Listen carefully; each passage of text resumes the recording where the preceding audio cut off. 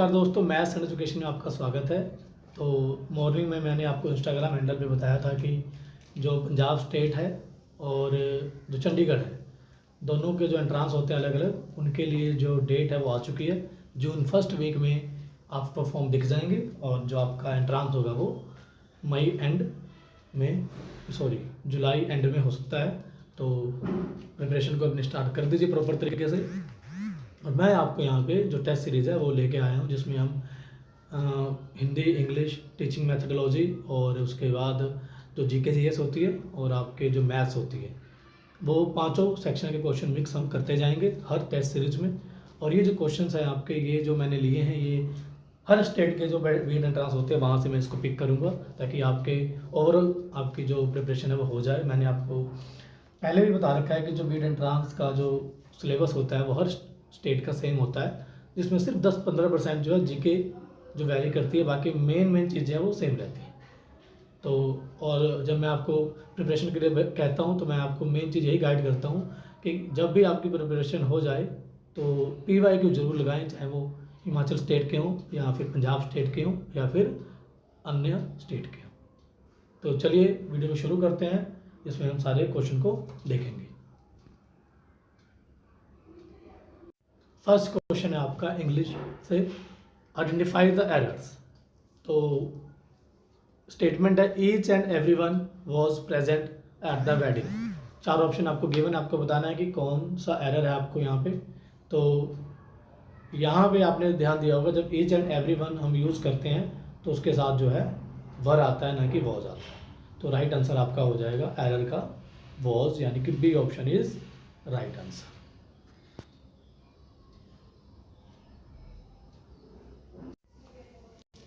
Second question है हमारे पास, the woods float in waters. तो चार ऑप्शन आपको गिवन है, आपको एरर बताना है इसमें से भी।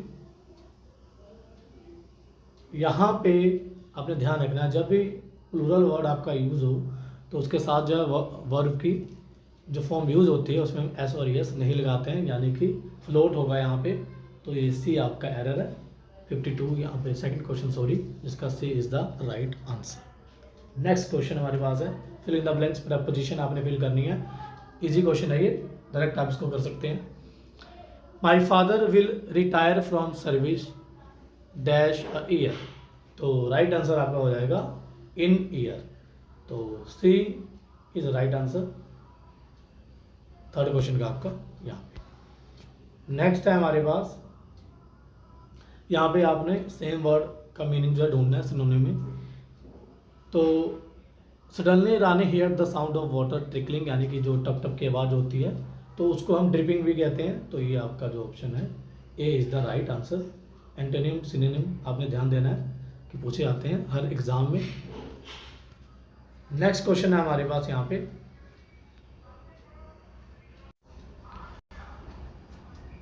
फिलिंग द ब्लैंक्स है, करेक्ट आर्टिकल आपने फिल करना है। It is dash absurd story.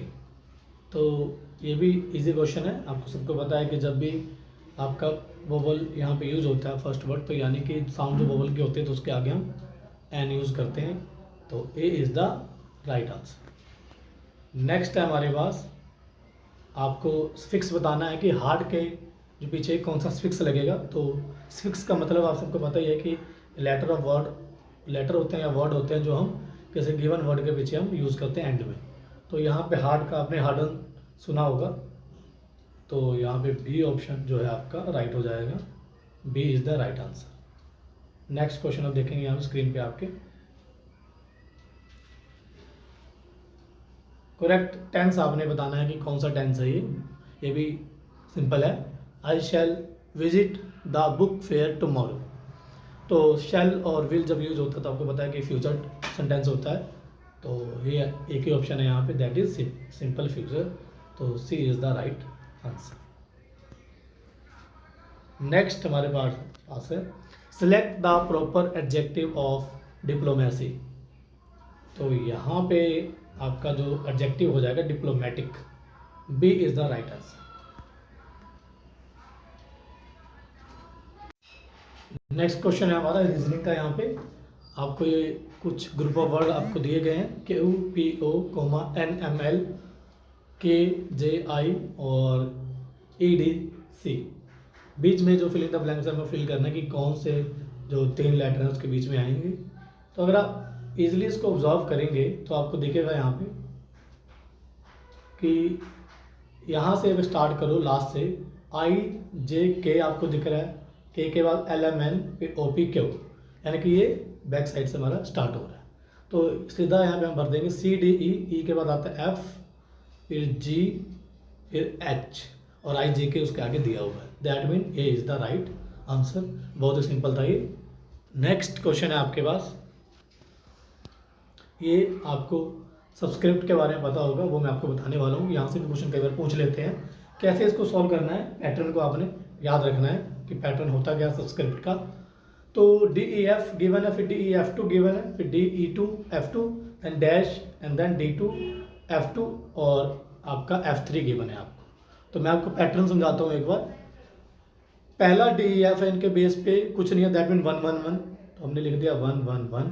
अगले में DEF2 यानी कि 1 1 2 हो जाएगा। देन DE2 F2 यानी कि 1 2 2। तो ये पैटर्न आपको मैं बताऊं तो अब जाके जैसे 1 1 1 था, फिर 1 1 2, फिर 1 2 2, अब लास्ट में तीनों 2 हो जाएंगे आपके। फिर उसके बाद यहाँ से पीछे से स्टार्ट करेंगे 3, फिर यहाँ 2 2, ऐसे फिर 3 3, फिर 2, फिर लास्ट में 3 3 3 हो जाएगा। तो ये पैटर्न है आपका। तो हमने देखा कि 2 2 3 हमारा बना हुआ है ये, और पीछे 1 2 2 भी हमें मिला हुआ है। तो बीच में इनके आ गया 2 2 2, यानी कि जिनके बेस में 2 2 2 होगा वो आपका राइट आंसर होगा। D is the right answer. तो ये पैटर्न आपको देख लेना है यहाँ पे। ये पैटर्न है, एक बार इसका स्क्रीनशॉट आप ले सकते हैं। इस तरीके से इसको फॉलो करना है। तो यहाँ पे आपको 2 पेयर में वर्ड दिए गए हैं, आपने बताना है कि जैसे इस पेयर को बनाया गया है वैसे कौन सा पेयर आपका सही होगा। तो साउंड के साथ आपको कैकोफोनी जो वर्ड पेयर में दिया गया, कैकोफोनी का मतलब होता है कि अनप्लेस्ड साउंड, जो कि शोर शराबा है। अनप्लेस्ड साउंड को हम देखेंगे, यहाँ पे साउंड के साथ इन्होंने मैच किया हुआ है। तो नेगेटिव चीज़ है, साउंड के साथ एक नेगेटिव वर्ड आया, तो हमने भी देखना है कि कौन सा वर्ड है उसके साथ नेगेटिव उसका जो रिलेशन दिया हुआ है। तो स्मेल के साथ अगर हिंदी में भी देखेंगे गंध, बदबू, सॉरी गंध, स्मेल आपके गंध होती है और टेंच आपका जो बदबू है, तो ये भी नेगेटिव दिया हुआ है। That mean C is the right answer. तो इस तरीके से पैटर्न को आपने पहचानना होता है और फिर आपको जवाब देना होता है कि कौन सा पैटर्न मैच कर रहा है। वैसे ही फॉर एग्जांपल अगर साउंड दिया है, साउंड के साथ आपको कोई पॉजिटिव वर्ड दे दिया, तो आपने फिर उस तरीके से उसके साथ पॉजिटिव वर्ड ढूंढना है। जैसे साउंड है, यहाँ पे नॉइज पोल्यूशन दिया होता, तो इसी तरीके से वाटर दिया होता तो वाटर के साथ आपका वाटर पोल्यूशन होता है। इस तरीके से पेयर वो बनाते हैं। चलिए नेक्स्ट क्वेश्चन देखते हैं हमारे पास। ये आपका सॉल्व करने वाला क्वेश्चन है। पहले आप स्टेटमेंट को पढ़ें, फिर मैं आपको बताता हूँ कैसे इसको सॉल्व करते हैं। Raja walked 10 metre from A to B in the east, then turn to right and walk 3 metre again, he turn to the right and walk 14 metre, how far is Raja from A। तो ये question बहुत easy होते हैं अगर आपको pattern पता है कैसे इनको सॉल्व करना है।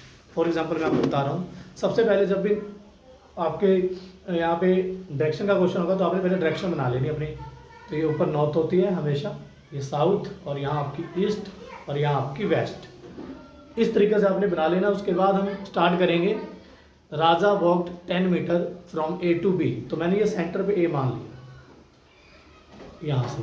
अब वो 10 मीटर गया ईस्ट पे, यानी कि यहाँ इस साइड को। तो मैं आपको नोटों पे करके दिखा रहा हूँ, इसको ध्यान से इसको देखेंगे। तो ये यहाँ पे मैंने सॉल्व किया है। यहाँ पे A से B की तरफ जो गया 10, फिर वो राइट मूव किया, तो आपका मुंह जो है ईस्ट की तरफ है, तो आपका राइट हो जाएगा इस साइड को। 3 मीटर यहाँ मूव किया उसने, फिर यहाँ इसका जो फेस है ये इस डायरेक्शन में, जैसे मैं एरो बना रहा हूँ, और यहाँ से उसने राइट मूव किया, यानी कि इस साइड को, वो 14 मीटर गया। 10 तो हमने ये लिया हुआ था और 4 मैंने आगे ले लिया। अब वो पूछ रहे हैं कि इस पोजीशन पे पहुँचने के बाद A से उसकी डायरेक्शन क्या हो जाएगी। तो ये ट्रायंगल हम ले लेंगे, राइट एंगल ट्रायंगल, और पाइथागोरस थ्योरम से इसको निकाल लेंगे, तो आपका आंसर आ जाएगा। बहुत इजी क्वेश्चन होते हैं, बस आपको डायरेक्शन का रखना है। अब यहाँ पे ये निकालना है पाइथागोरस से। आपको पता है ये 3 है, परपेंडिकुलर 3 हो गया, बेस आपका 4 हो गया, तो पाइथागोरस लग जाएगी। तो ये आपका पाइथागोरस लगा के आपका आ जाएगा आंसर, दैट इज़ 5 मीटर। और ऑप्शन में वो नहीं दिया गया, आई गेस ये जो क्वेश्चन है इसमें बोनस मिला होगा, तो आपने इसका एच जो आपका लेंथ डिस्टेंस आएगा ये आपका 5 मीटर होगा, जो कि ऑप्शन में नहीं है। अगर आपका आंसर कुछ और आ रहा है तो आप नीचे कमेंट जरूर कर सकते हैं कि सर ये ऐसे नहीं ऐसे हो सकता है, तो भी हम देख लेंगे। मेरे हिसाब से इसका आंसर 5 मीटर हो जाएगा।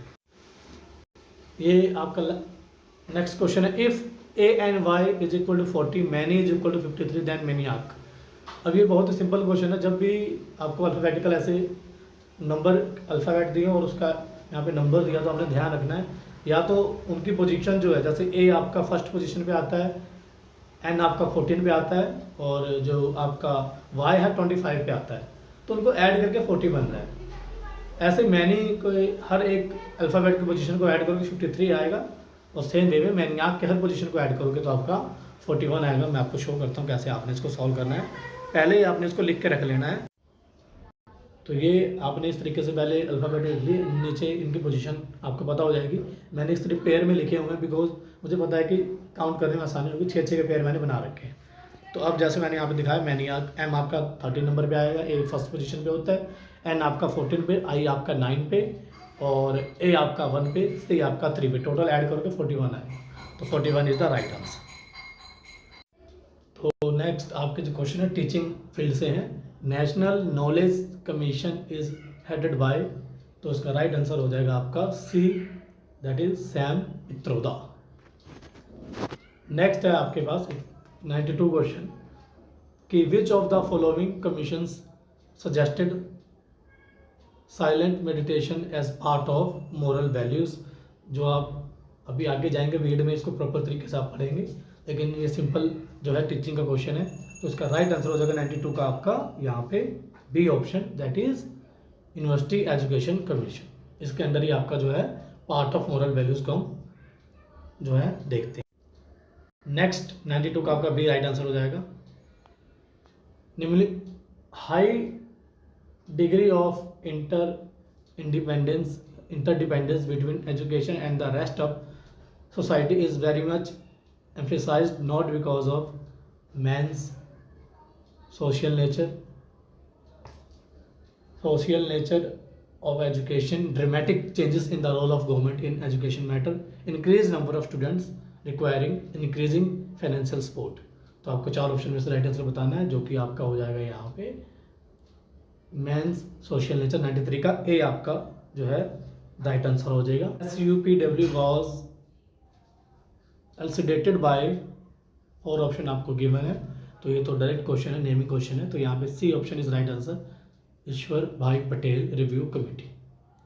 नेक्स्ट हमारे पास है 96, the last important challenge to Indian education today is presented by the expanding population, high cost of education, poverty of the masses, low return on education.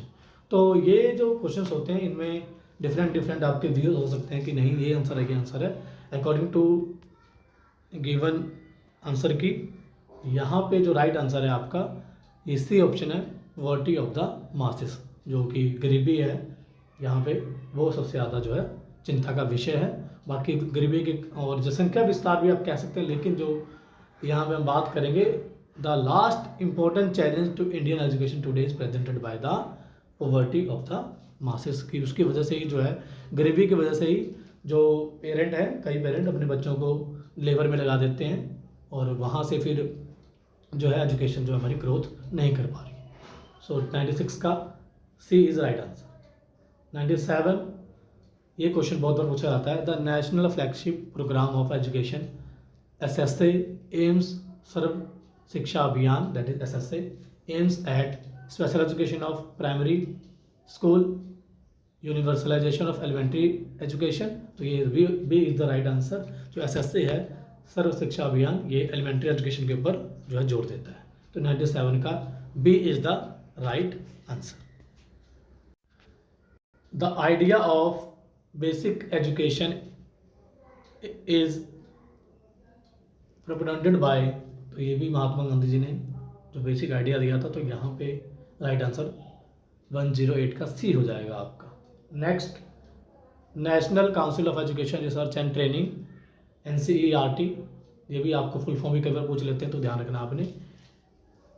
was established in 1961, तो A is the right answer. In which teaching method learners participation is made optimal and proactive, कि सबसे ज़्यादा active किस जो method में होता है? Discussion method में आपने देखा होगा, जब डिस्कस करते हैं तो बच्चे बोर हो जाते हैं। देन बज सेशन मेथड, उसके बाद brainstorming session method, then project method. तो लास्ट ऑप्शन जो डी ऑप्शन, अगर आप कुछ प्रोजेक्ट करके दिखा रहे हैं तो वहाँ पे ज़्यादा बच्चे एक्टिव होते हैं, ऑप्टिमल होते हैं। दैट इज़ 115 का D is the right answer. Next question है हमारे पास, school should be concerned with the development of child, which should include acquisition of knowledge by the child, acquisition of life skill by the child, acquisition of skill required by the nation, acquisition skill required by the healthy person। तो आपका B जो है right answer हो जाएगा, क्योंकि जो skill है, life skill आपके बच्चों को स्कूल में आनी चाहिए, बाकी चीज़ें तो जो है बात की बातें हैं। नेक्स्ट है आपके पास, students give a partially correct response to your question then you will, मतलब बच्चे ने आपके क्वेश्चन का जो है थोड़ा सा जवाब दिया, पार्शियली जवाब दिया, तो आप उसके आगे क्या करेंगे? तो हमेशा जो है टीचर क्या करता है, उसको थोड़ा सा आंसर को करेक्ट करने के लिए, मतलब उसके पास जाने के लिए कुछ वर्ड हिंट देता है, यानी कि री-इन्फोर्समेंट उसको देता है। तो यहाँ पे B is the right answer. ये क्वेश्चन आपको विजुअल नहीं होगा, मैं फिर से इसको प्रॉपर पढ़ के बताता हूँ आपको। A student is exceptional when the performance is significantly, मतलब हम कब बोलते हैं कि स्टूडेंट जो हमारा एक्सेप्शनल है? ए ऑप्शन, अबव और बिलो द एवरेज स्टूडेंट, जो एवरेज स्टूडेंट होते हैं या तो उनसे ऊपर चले जाएं या फिर उनसे नीचे चले जाएं। Above the average student, below the average student, similar to the average student. तो जब भी बच्चा जो है आपका एवरेज स्टूडेंट जो है, नॉर्मल स्टूडेंट है, उनसे या तो बहुत ज़्यादा ऊपर चला जाए या फिर बहुत ज़्यादा नीचे आ जाए उसकी परफॉर्मेंस, तो हम कहते हैं कि ये बच्चा एक्सेप्शनल है। दैट इज 120 का A is the right answer. Next question है कॉमन सेंस का क्वेश्चन है आपका, how can forgetting be minimised, भूलने की बीमारी कैसे कम की जा सकती है? तो क्रैमिंग नेगेटिव वर्ड आ गया, कभी भी ये आंसर नहीं होगा। हमें जो नेशनल एजुकेशन पॉलिसी आपकी, इसके ऊपर भी कई क्वेश्चन पूछे जाते हैं, जिसमें लर्निंग बाय डूइंग के ऊपर हम फोकस करते हैं, यानी कि क्रैमिंग को ख़त्म करना हमने, तो ये आपका नहीं होगा। डिस्क्रिमिनेशन भी नेगेटिव वर्ड आ गया। ओवर अर्निंग, यानी कि हमने इसको जो है अपने उसमें लाना है एजुकेशन में, तब हम जो है भूलने की जो बीमारी है उसको हम कम कर सकते हैं, यानी कि इसको हिंदी में देखेंगे तो अधिगम से हम इसको कम कर सकते हैं। नेक्स्ट क्वेश्चन हमारे पास, if a student alleges against you for showing favorism in evaluation of skippers, how would you deal with him? यानी कि आपके ऊपर एलिगेशन लगा दी गई है कि आप जो है पेपर चेकिंग के वक्त जो है किसी बच्चे को या किसी और को आप वैसे ही मार्क्स दे रहे हैं फेवरेट होने की वजह से, तो आप क्या करेंगे? रिजेक्ट द एलिगेशंस, आप एलिगेशन को मना करेंगे। तो आपने ध्यान रखना, जब भी आप टीचर बनेंगे बीएड करने के बाद, तो आपको ध्यान रखना है कि आप एक टीचर हैं, आपको चीज़ों को एक्सप्लेन करके उसके आंसर को देना है।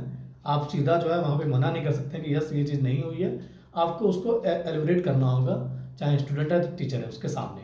दैट मीन पहला ऑप्शन आपका नहीं होगा, adopt into major and then make efforts to reveal his position and then the show his answer book. तो आपने जब फेवरेटिज्म किया ही नहीं है तो आपको कोई दिक्कत नहीं है आंसर बुक को शो करने में। That mean D is the right answer.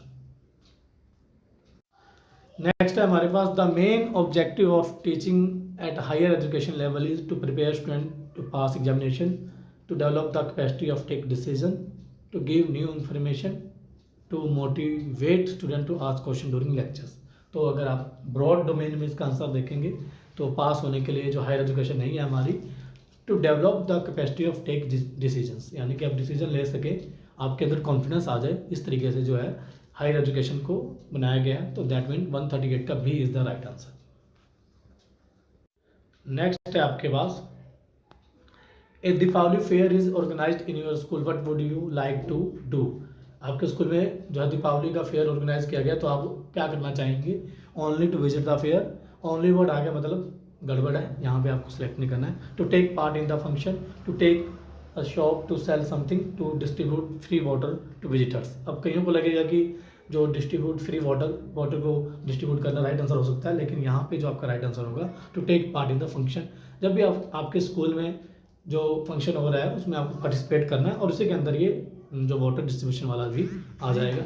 So broad domain में आपका आंसर आ जाएगा, B is the right answer. Next आपके पास why is learning by doing important. जैसे मैंने आपको बताया, नेशनल एजुकेशन पॉलिसी जो है लर्निंग बाय डूइंग के ऊपर फोकस कर रही है। आज आप स्कूलों में जाएंगे तो आपको वहाँ पे नॉर्मल जो पहले क्लासेस हम लेते थे कि जाके सीधा आपने लेक्चर दिया और क्वेश्चंस करने के लिए दे दिए, वैसा अब नहीं हो रहा है। अब आपको एक्टिविटी के थ्रू बच्चे को करवाना है जिससे वो खुद करके सीखेंगे। तो इससे क्या जो है ये इंपॉर्टेंट क्यों है, it develops interest among children, maintain discipline, keep children busy, promote meaningful learning. तो यहाँ पे जो आपका आंसर हो जाएगा ए हो जाएगा। ये इंटरेस्ट पैदा करता है बच्चों में जब वो खुद करने का जो है काम करते हैं।